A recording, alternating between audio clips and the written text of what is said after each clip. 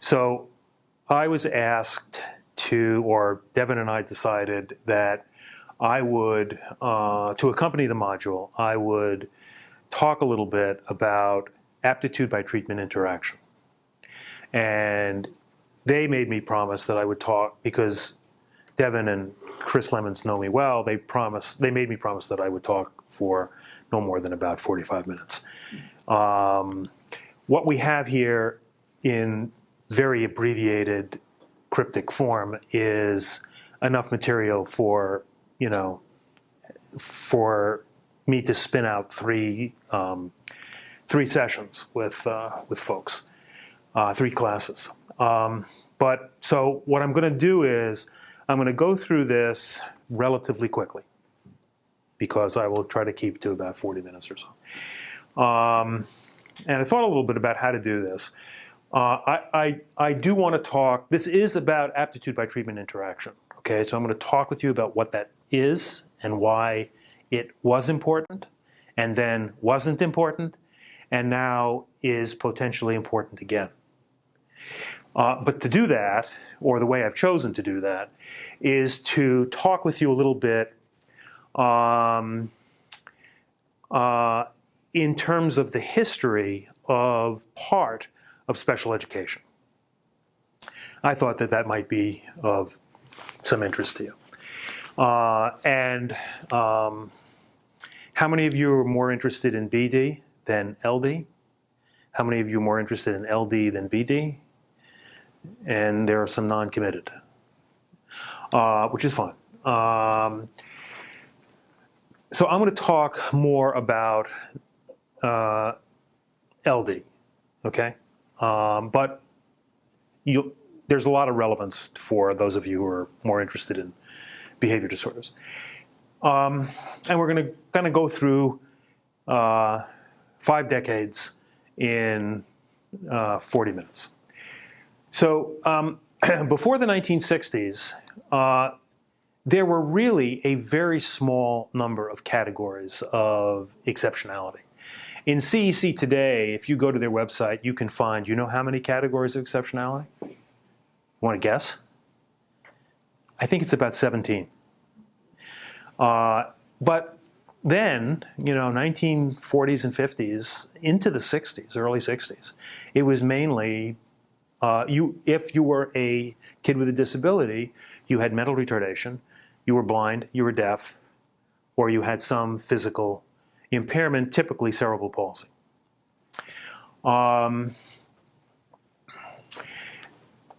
Heinz Werner and Alfred Strauss, 2 very interesting guys who did very interesting work. They were Gestalt psychologists. They were German. And they began a series of very interesting experimental psych-like studies of kids who were doing poorly in school.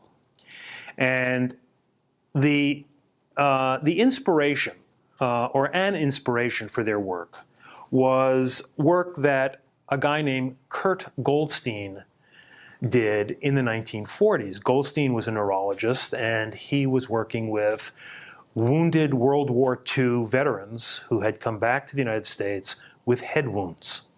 And he was interested in the behavioral aspect, or the behavioral impact, of the brain injury that these guys had sustained on the battlefields.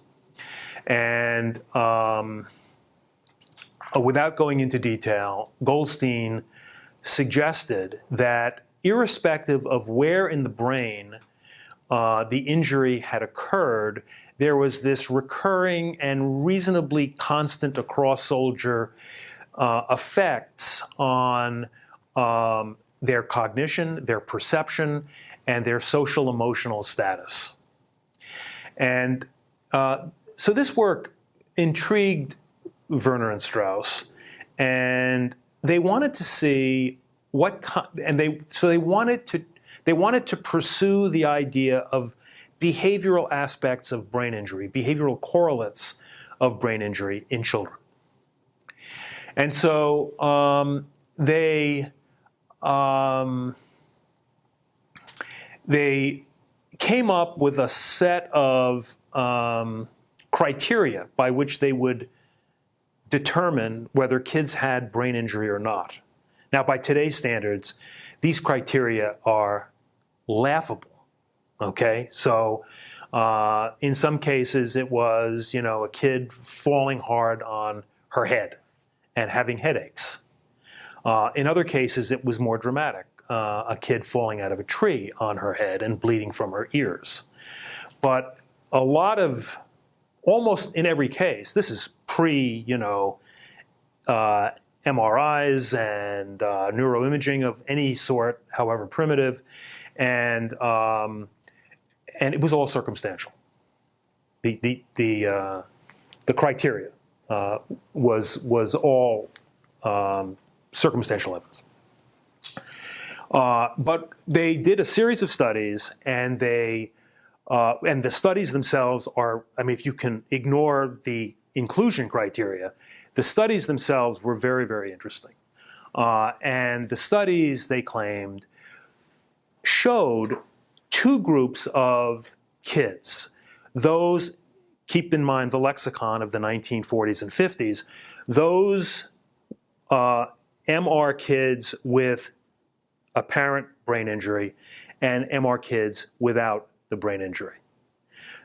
Even when controlling for IQ, they claimed in reasonably interesting fashion that the kids with the suspected brain injury performed on cognitive tasks, perceptual tasks, cognitive and perceptual tasks very differently from the kids who did not have the brain injury history. Okay? So into the 1960s, there emerged a new category of exceptionality, brain injury. And so the first conference I ever went to, the Association for Children with Learning Disabilities, was a state chapter of that association in Duluth, Minnesota. I was a graduate student at the University of Minnesota, went to Duluth for this ACLD conference. They had a room where organizations, advertised themselves, and commercial publishers were there, of course. And big banner, California Association for Children with Brain Injury. And schools were established, curricula were developed, and so forth for kids with brain injury, brain damage. People began, professionals and advocates and others began to express concern about brain injury as a category because it's such a heavy classification, heavy label, right? And so they started fudging with it and calling it minimal brain damage, MBD. MBD was as prevalent in the 60s, early 60s and mid 60s as LD is today. But increasingly, especially academics, chafed against this label, not just because it was potentially stigmatizing, but because of the evidence or lack of evidence of brain injury. And they claimed that it really didn't buy anything qualitatively different from what we would do with these kids as low achievers anyway. So, a group of leading academics at the time, led by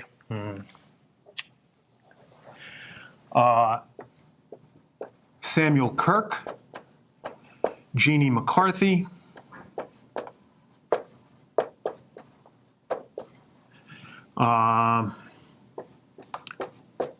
Cruikshank,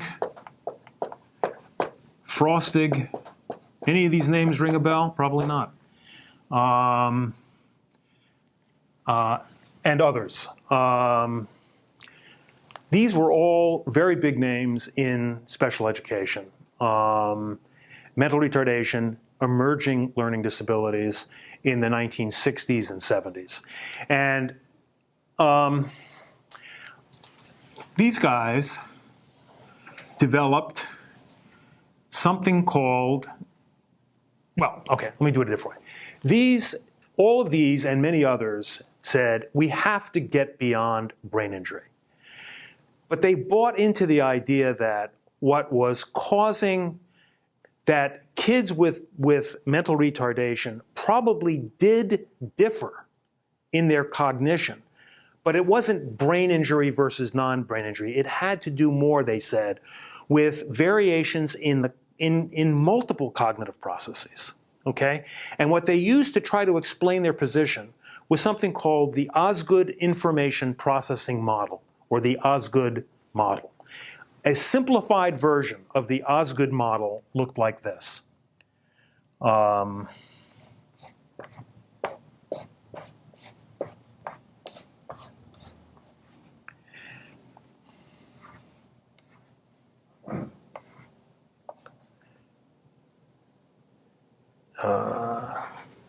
Sorry.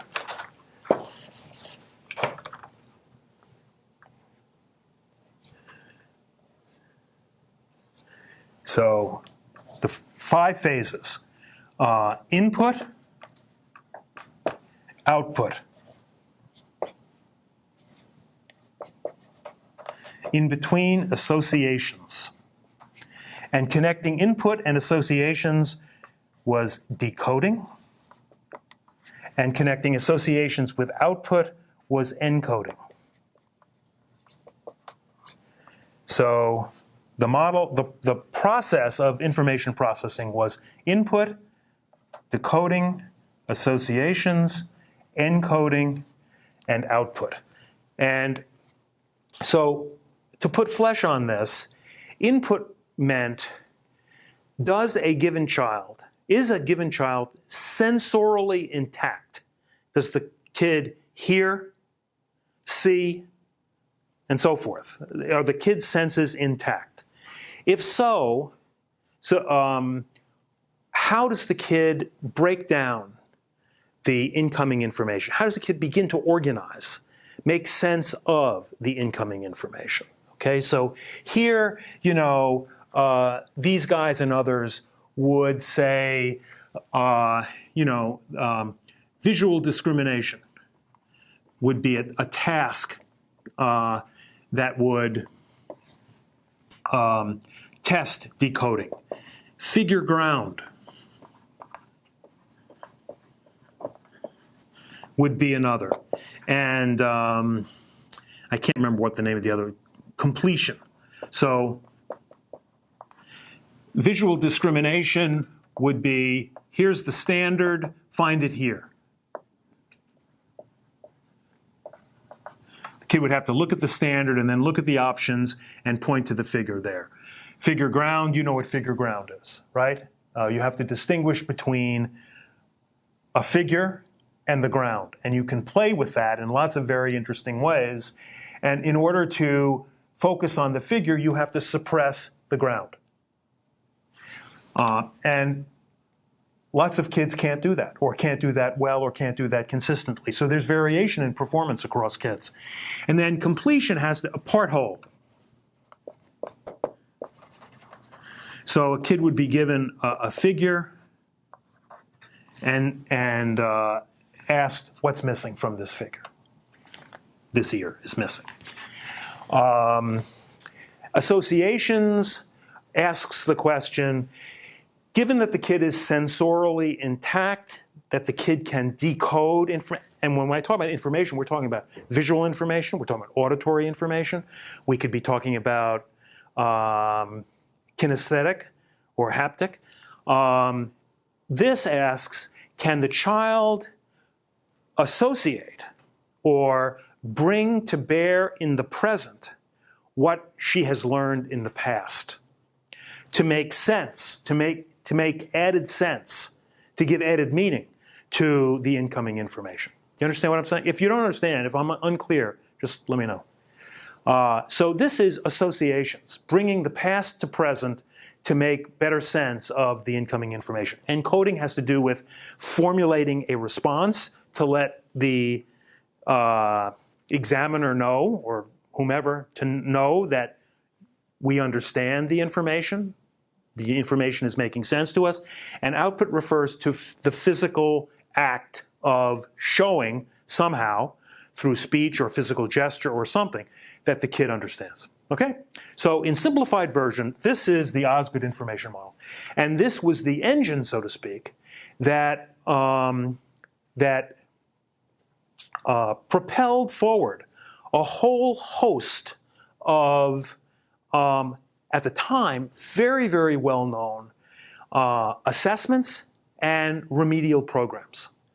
The assessments and remedial programs together were known as diagnostic prescriptive, P-R-E, prescriptive instruction. Okay? And it was based on an information processing model like this. So Kirk and McCarthy developed probably the best known diagnostic prescriptive instruction approach, and it was known as the ITPA. Have you ever heard of that? It stands for the Illinois Test of Psycholinguistic Abilities. Illinois because Sam Kirk was a professor of longstanding at the University of Illinois. Just like the Peabody Picture Vocabulary Test, PPVT, Lloyd Dunn, Peabody College. So there was the ITPA. Marion Frostig, not to be outdone, developed the developmental test of visual perception, and others developed their own. And the interesting thing about these tests, one of the interesting things was, in the ITPA, if you were a special educator at the time, you would give an assessment, and you would systematically assess input, decoding, so forth, for vision and for auditory capacity, and where a kid does poorly on associated tasks, you flip 30 or 40 or 60 pages in the manual, and there are 70 exercises to strengthen the child's visual decoding. Okay? This was seen as a developmental model, meaning that a basic assumption was that any weakness in this model had to be strengthened before the educator could responsibly move on to academic instruction. So, for thousands upon untold thousands upon thousands of kids in the 1960s and 70s, their academic instruction ceased in resource rooms, and kids spent virtually all their time working with resource teachers to strengthen one or more aspects of their cognitive processes. See what I'm saying? So this went on for 2 decades. Eventually, people, mostly academics, began to say, you know, this model is pretty inferential is pretty much as inferential as the brain injury perspective was inferential. The brain injury, I mean, what launched this in part was the dissatisfaction over the fact that we couldn't really see that kids we were calling brain damaged were really brain damaged, and that the programs that we developed that were based on the brain injury were justified. Can you see how this might be seen by a whole bunch of folks as highly inferential? What aspect of it strikes you as inferential? I mean, put yourself in the position of, I don't know, an examiner. You're charged with giving, the Illinois Test of Psycholinguistic Abilities that systematically assesses these 5 components. What might trouble you in terms of, okay, we're calling this decoding, but.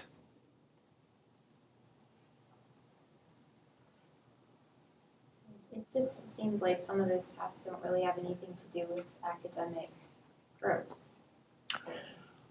Okay.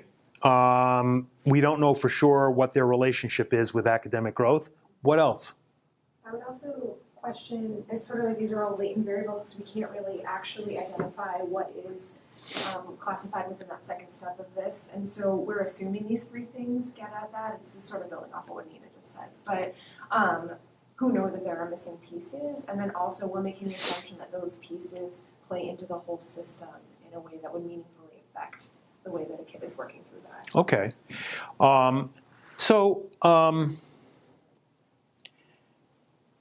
So using just decoding as an example, we're assuming that these tasks like these, really do reflect decoding, that there is such a thing as decoding processing, and that it has some meaningful empirical relation to academic achievement, right?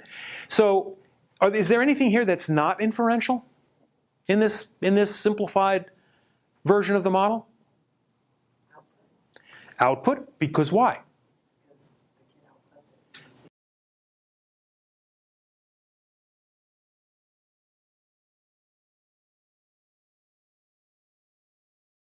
Grip the magic marker to so forth. Anything else? Snell and eye chart for visual acuity. Auditory tests for decibel loss at various ranges. All of this is as inferential as brain injury.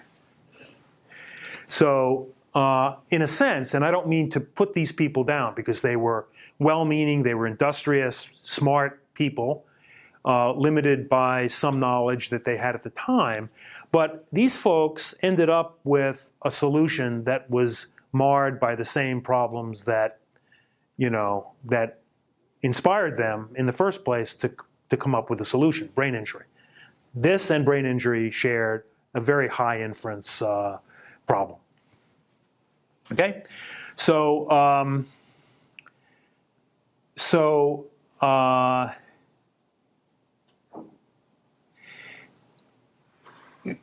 you with me? Anyone want to ask a question? Anyone want to leave? You can leave. You can leave whenever you want. You guys can't leave.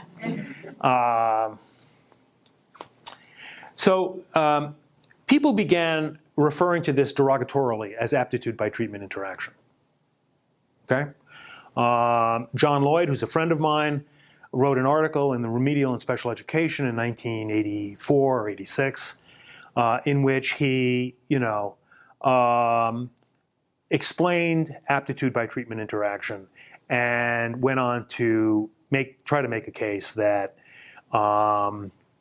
we should have very little to do with aptitude by treatment interaction, and used diagnostic prescriptive instruction as an example of how using ATI can lead you into the weeds forever and inadvertently hurt many, many kids. Many kids were hurt. Their academic achievement was stunted because, in many cases, instruction stopped so that resource teachers could focus on this. It was a tragedy. I mean, it was nothing less than a tragedy. So what is aptitude by treatment interaction? Aptitude by treatment interaction suggests that a child's response to an intervention is enhanced or attenuated by some characteristic. Needn't be cognitive, behavioral, social, emotional, some student characteristic. Put differently, a treatment is more or less successful with kids with different characteristics. That's the premise of ATI. That's a definition of ATI.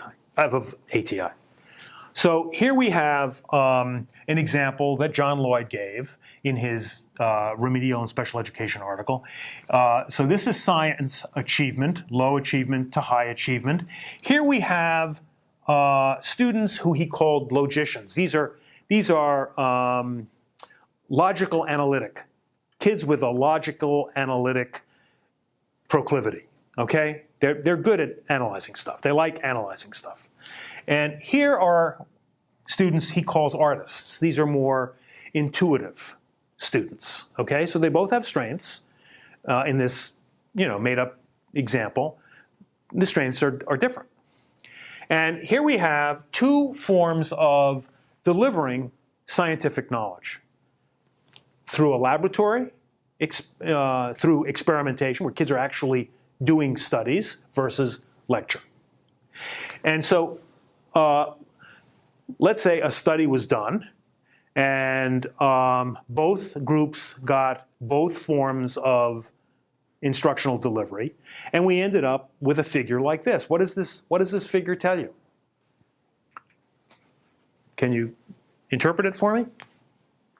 The artists were successful in the lecture setting, and the logicians were successful in the laboratory. Right. So here's the high point for the logicians, and it's with respect to, they do better with respect to when they are in the laboratory, when they're learning stuff in the laboratory.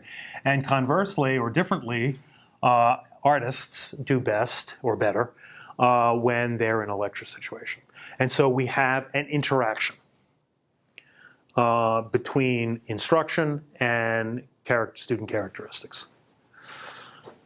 And so my point is that by the 1980s,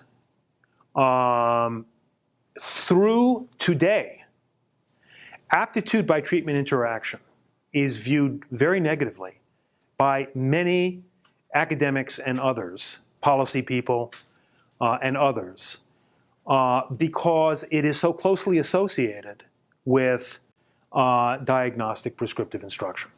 Dan Reschly, who was on the faculty here for a number of years, I don't know if any of you knew him.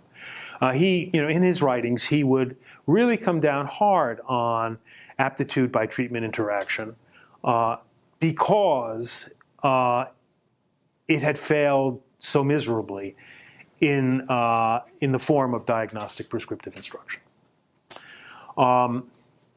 Anyway, there was a very strong reaction against diagnostic prescriptive instruction.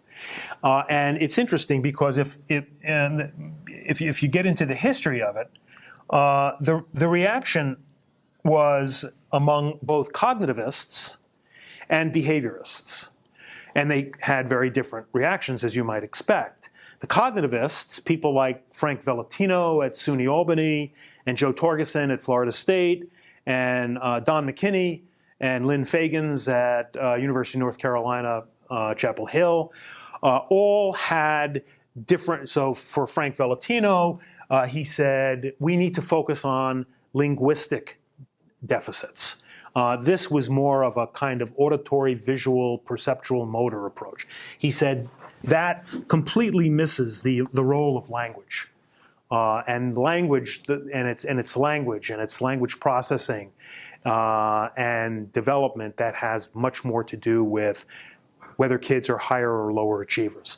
And Joe Torgeson and many others talked about attention and metacognition as characteristics that need to be explored much more aggressively, and that attention and metacognition, executive functioning, could probably plays a more important role than the aspects of the Osgood information model. And, McKinney and Fagans talked about yet another, I'm not going to get into it, yet another way of thinking about low achievers who very well may have various cognitive deficits. Behaviorists responded to the failure of diagnostic prescriptive instruction by suggesting in a micro sense using task analysis. Are you familiar with task analysis? Or more elaborately, behaviorist-inspired programs like direct instruction, capital D, capital I. Explicit, systematic instruction that really became a kind of art form in terms of how carefully thought out curricula became for the DI people, like the people at the University of Oregon, like Siggy Engelman and Doug Carnine and Wes Becker and others. So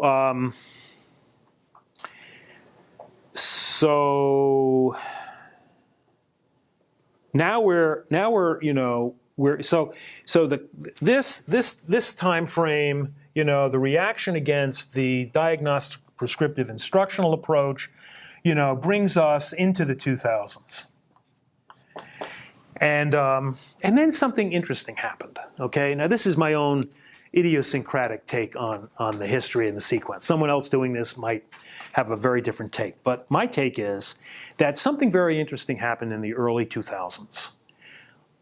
Responsiveness to intervention. RTI, sometimes now called MTSS, multi-tiered systems of support, right?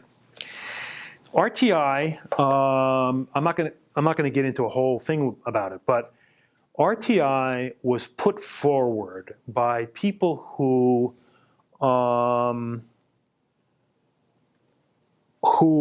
really did not believe in learning disabilities, and a lot of them didn't even believe in and don't believe in special education. Okay, they think special education is an albatross around the neck of educators and children. And so RTI was rammed into the 2004 amendments of IDEA. It appears for the first time as an alternate means of, or an additional means of, identifying learning disabilities. But it's also seen as a different way of thinking about treatment delivery, of restructuring schools and schooling. And so with RTI, we have these tiers of presumably increasingly intensive intervention. And so for the last 15 years, scores of millions, if not hundreds of millions of dollars have been spent researching effective instructional or intervention programs. And PBS, by the way, is a parallel form of RTI, right? Increasing tiers of intervention, increasingly intensive tiers of intervention. So a lot of effort has gone into trying to develop Tier 2 programs, not especially, but I'm more familiar with those in instruction and in reading and in math. These programs, for the most part, followed very carefully the principles of direct instruction. The people at Oregon would be proud of most researchers' efforts to develop more intensive programs for children who did not benefit from the first tier. The interesting thing is that despite a lot of money, a lot of effort, and good intentions all around, if you look carefully at the studies that evaluated these Tier 2 programs, you find, to simplify, two things. One, a lot of kids who did not benefit at Tier 1 benefited in Tier 2 because of these programs. I can say that about my own work. But you'd be remiss if you didn't mention the other part of the story, which is a lot of kids did not benefit. They did not benefit from direct instruction-inspired approaches when they were conducted intelligently, creatively, intensively, with impeccable fidelity. Okay? So a lot of people like me, after working really hard at this, and being troubled as about the fact that between 10 and 20% of my samples would not respond, that's the wrong way to put it, did not benefit. The obvious question became, okay, now what? What do we do now?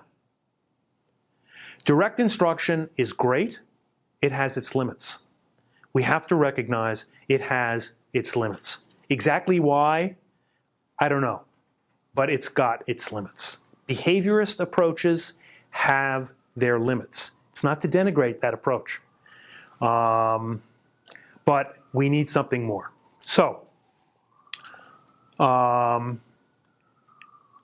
more and more researchers are using relatively new and sophisticated statistical techniques, which you are learning in your classes, moderator and mediator analyses, to look to see whether and why interventions impact different kids differently. And so in my own work, when attempting to develop as robust as possible an instructional program at first grade for poor readers in reading comprehension, this was a big, ambitious project because very, very few people tackle reading comprehension in first grade for poor readers. It took us 5 years to finally come up with a robust program. But before we came up with the robust program, in the beginning, we got nothing. We failed miserably. I mean, year one and year two, basically year one, I mean, just nothing. Back to the drawing board. And we got to a point where we were seeing that our program was working for the bottom half of the distribution of kids in our treatment groups. It was not working at all for the top half. And you might say, well, why was that? Possibly, I don't know the answer. The short answer is I don't know. But a possible answer is because what we were giving the bottom half was what those kids could not get with much less support in their classrooms. The top half didn't need what we were giving in our treatment. And that was important for us to know in terms of program development. But more to the point, here we had a very clear example where the zone of significance in terms of our moderator analyses showed that the bottom 50% benefited when contrasted to controls of similar achievement level. Top half did not. Lynn Fuchs has done work where she's looking at problem solving in math and using working memory as a moderator.